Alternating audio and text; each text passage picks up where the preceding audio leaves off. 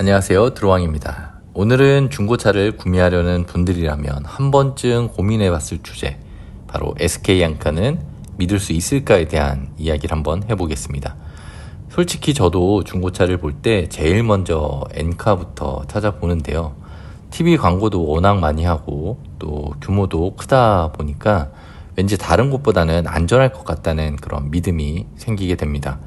그리고 실제로 엔카 진단, 엔카 보증 이런 것들이 있기 때문에 이 정도면 안심하고 사도 되겠지라는 생각을 하게 되는 것 같아요. 하지만 결론부터 말씀드리면 SK 엔카는 다른 플랫폼에 비하면 안전한 것은 맞지만 100% 믿고 사도 되는 만능 해결사는 절대 아니라는 겁니다. 오늘은 왜 SK 엔카를 완전히 믿을 수 없는지 그 이면에 숨겨진 불편한 진실들을 한번 이야기해 보도록 하겠습니다. 이 영상을 끝까지 보시면 중고차 구매할 때 눈탱이 맞는 일은 절대 없을 겁니다. 먼저 우리가 SK 엔카를 믿는 이유부터 알아봐야 되는데요. 가장 큰 이유는 바로 엔카 진단과 엔카 보증 시스템 때문입니다. 엔카 소속의 전문 평가사가 사고 유무, 침수 여부, 주요 부품 상태 등을 직접 확인해서 진단하고 그 결과를 문서로 제공하는데요. 여기에 이제 추가 비용을 내고 가입하게 되면 일정 기간 동안 보증까지 해주니까 소비자는 대기업이 책임져 주겠지라는 심리적인 안정감을 얻게 되는 것 같습니다. 그리고 SK엔카는 허위 매물을 걸러내려는 그런 시스템을 갖추고 있고 차량 정보도 비교적 투명하게 공개하는 편이기 때문에 이런 시스템 덕분에 중고차를 잘 모르는 사람들도 여기라면 최소한 사기는 당하지 않겠구나라는 그런 믿음과 그런 생각을 갖게 되는 것 같습니다. 두 번째로 이야기할 부분이 중요한 부분인데요. 엔카의 가장 큰 장점이라는 진단과 보증에는 불편한 진실이 숨어 있습니다. 먼저 엔카 진단은 완벽하지가 않습니다. 엔카 진단은 말 그대로 엔카에서 정한 기준에 따라 주요 부품의 상태를 점검하는 것이고 엔진, 미션 같은 핵심 부품을 위주로 확인하고 육안으로 보이지 않는 문제점은 잡아내기가 굉장히 어렵습니다. 예를 들어서 미션 오일이 미세하게 새고 있다거나 에어컨 컴프레셔가 나는 소음 같은 자잘한 문제들은 진단 항목에서 빠질 수밖에 없습니다. 단순히 정상이라고 표기되어 있다고 해서 완벽한 상태라고 믿어서는 안 되는 거죠. 마치 건강검진에서 정상이 나왔다고 해서 내 몸에 아무런 병이 없다고 100% 단정할 수 없는 것과 같습니다. 또 엔카 보증은 만능이 아닙니다. 보증 상품에 가입했다고 해서 모든 고장을 다 수리해 주는 게 아닌데요. 보증 약관을 자세히 보면 보증 대상 부품이 매우 한정적입니다.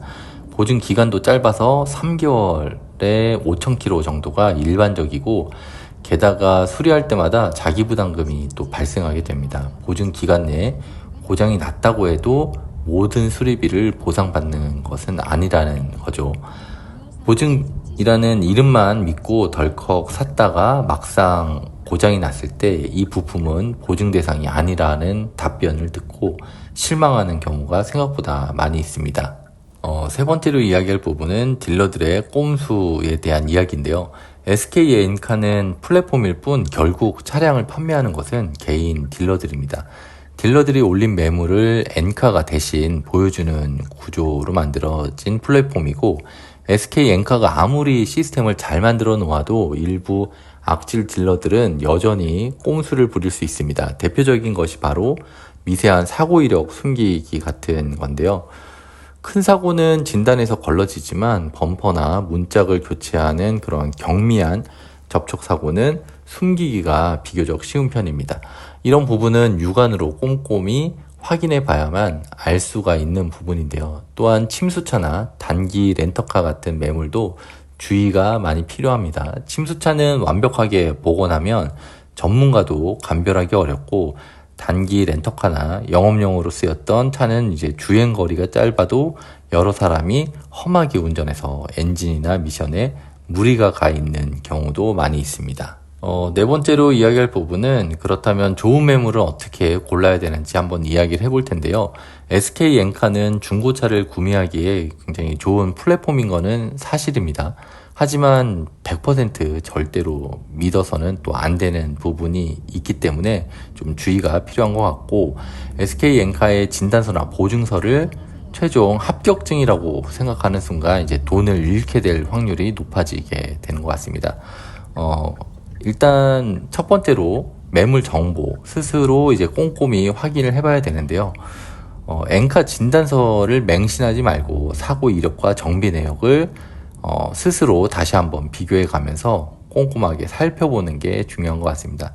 그리고 두 번째는 이제 사진으로만 보지 마시고 직접 가서 차의 외관과 내장을 꼼꼼히 확인해 봐야 됩니다. 스튜디오에서 찍기 때문에 뭐 문짝의 단차나 도색이 다른 부분은 없는지, 이런 부분은 사진으로 그리고 또 모니터상으로 보이는 부분만으로는 포토샵이 들어갈 수도 있기 때문에 직접 가서 매물을 확인해 보는 게 가장 좋습니다. 시트나 핸들의 사용감이 지나치진 않은지 직접 또 눈으로 보고 만져보는 게 가장 확실합니다. 그리고 이제 마지막으로 가장 확실한 방법은 전문가와 함께 동행하는 건데요. 주변에 자동차를 잘 아는 지인이 있거나 그러면 반드시 혼자 가지 말고 함께 가서 이제 직접 매물을 확인해 보는 게 객관적으로 확인할 수 있는 부분이 아닐까 싶습니다. 결국 중고차 구매에 있어서 가장 믿을 수 있는 건 결국에 바로 이제 자기 자신 뿐이라고 생각이 들고, SK엔카는 참고 플랫폼일 뿐 직접 발품을 팔고 꼼꼼하게 따져보는 노력이 반드시 필요하다는 점을 명심하시길 바라겠습니다. 그리고 이제 중고차를 살 때 또 반드시 확인해 봐야 되는 서류가 있는데요. 바로 성능 기록부입니다. 성능 기록부에는 차량의 사고 유무나 수리 이력 등이 이제 기록이 되어 있는데요.